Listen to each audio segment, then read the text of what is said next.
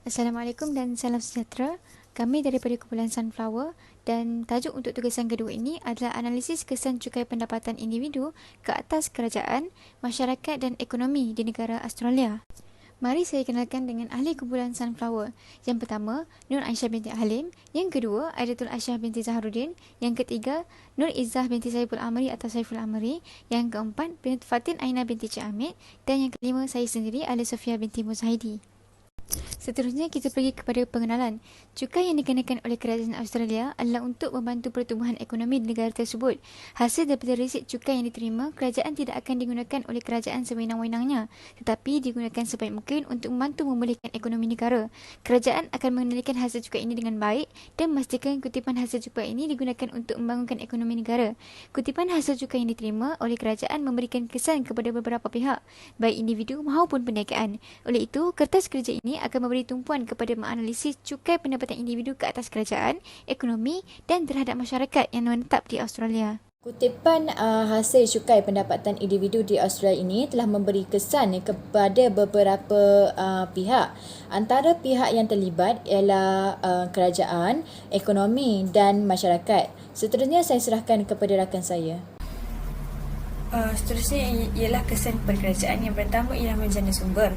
Tujuan utama cukai yang paling penting adalah untuk meningkatkan sumber bagi kerajaan untuk menyampaikan perkhidmatan awam penting. Cukai membayar adalah perkara yang asas kepada masyarakat yang berfungsi di seluruh dunia seperti penjagaan kesihatan, sekolah dan perkhidmatan sosial. Kajian telah menunjukkan bahawa hasil cukai minimum negara adalah sebanyak 15% daripada keluaran dalam negara kasar supaya dapat menyediakan perkhidmatan asas kepada rakyat mereka. Tapi adalah penting untuk melihat bagaimana kedua-dua belah pihak, bukan sahaja cukai yang dikutip, malahan bagaimana wang itu dibelanjakan untuk meningkatkan kehidupan dan kesejahteraan negara. Seterusnya ialah equity dan pertumbuhan, di mana menjadi sumber pendapatan.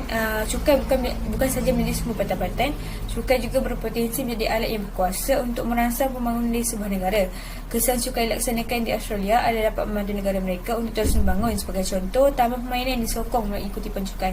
Hal ini kerana pejabat percukai di Australia atau dikenali sebagai ATO mengutip cukai tesis untuk kerajaan Australia untuk menjadikan perkhidmatan termasuk pendidikan kesihatan, pertahanan negara, jalan raya, kereta api dan lain-lain lagi. Yang terakhir ialah kontrak sosial, di mana pentadbiran cukai berpendapatan yang berkesan boleh mengubah hubungan antara rakyat dan kerajaan. Cukai bukan sahaja membayar barangan dan perkhidmatan awam, malah ia juga merupakan perkara utama dalam kontrak sosial antara rakyat dan kerajaan. Bila rakyat melihat sistem cukai sebagai adil dan mencari nilai dan perkhidmatan awam yang mereka terima, mereka lebih cenderung untuk mematuhi undang-undang cukai. Dan serta kepercayaan kepada kerajaan bagi mewujudkan semangat pembayar cukai adalah penting. Dan sejauh mana orang memiliki kewajipan moral untuk bercukai sebagai sumbangan mereka kepada negara. Seterusnya saya akan menerangkan kesan cukai kepada ekonomi. Yang pertama ialah mampu menampung perbelanjaan tahunan negara. Hasil daripada cukai pendapatan individu yang dibayar oleh warga Australia ini boleh membantu dalam menjana ekonomi negara yang baik. Ini kerana melalui hasil ini negara akan dapat menampung perbelanjaan negara dalam memajukan pembangunan setiap projek yang dirancang untuk dijalankan dengan mudah. Jika kutipan cukai pendapatan dapat ditingkatkan, ia mampu meningkatkan kemajuan pembangunan khususnya dalam sektor perindustrian. Kesan seterusnya ialah perkembangan ekonomi. Kadar cukai pendapatan individu di Australia bersifat progresif seperti di bawah Undang-Undang Cukai Australia. Orang yang berpendapatan lebih atau kurang daripada $6,000 setahun mesti memfailkan penyata cukai. Kerajaan Australia telah melancarkan Pelan Cukai Pendapatan Peribadi 7 tahun yang bertujuan untuk memberikan pelepasan cukai kepada pembayar cukai individu melalui kadar PIT yang lebih rendah, offset cukai pendapatan rendah dan pertengahan, dan peningkatan dalam ambang kadar cukai marginal atas sebanyak 32.5%. Graf menunjukkan trend pendapatan cukai pendapatan individu di Australia pada tahun 2014 hingga tahun 2018. Kesan cukai kepada masyarakat yang pertama ialah kekurangan equity. Individu yang berpendapatan tinggi mendapat banyak manfaat daripada konsesi berpendapatan rendah. Kerajaan Australia ini telah berusaha untuk menambah baik dan menyelaraskan equity pengaturan penghantaran dengan mengenakan surcharge penyelenggaraan ke atas kumpulan berpendapatan tinggi. Cukai ini juga diterima daripada pendapatan individu boleh membantu mengurangkan jurang kemiskinan antara golongan kaya dan miskin. Kesan yang kedua adalah meningkatkan pembelanjaan kerajaan, iaitu hasil kerajaan yang diperolehi melalui pengenaan cukai ini dapat membantu negara dari segi ekonomi, pendidikan, masyarakat dan keselamatan.